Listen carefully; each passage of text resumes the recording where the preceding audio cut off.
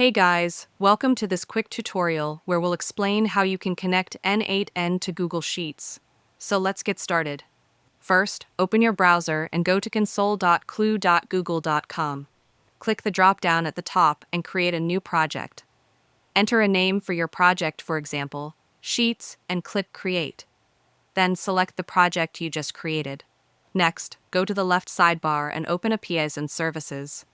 In the search bar, type Google Sheets and select it from the results. Click Enable to activate the Google Sheets API for your project. Now go back to the left sidebar and click Credentials. Select Create Credentials, choose User Data, and continue. Give your app a name, let's say N8n.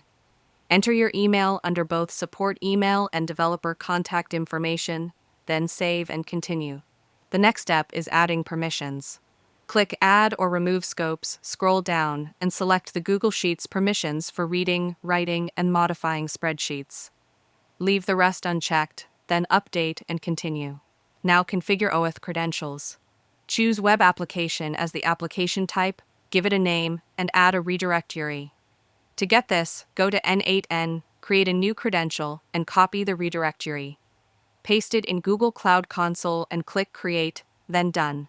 Next, open the OAuth Consent Screen section, click Edit App, scroll down, and save and continue.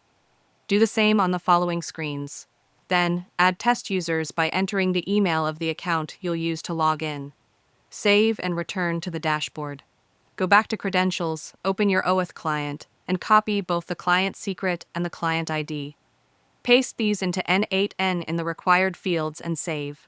Refresh the N8n page, go to the Credentials section, select the one you just created, and update it. Scroll down and click Sign in with Google. Select the test user account, grant the requested permissions, and continue. Now, let's test the workflow.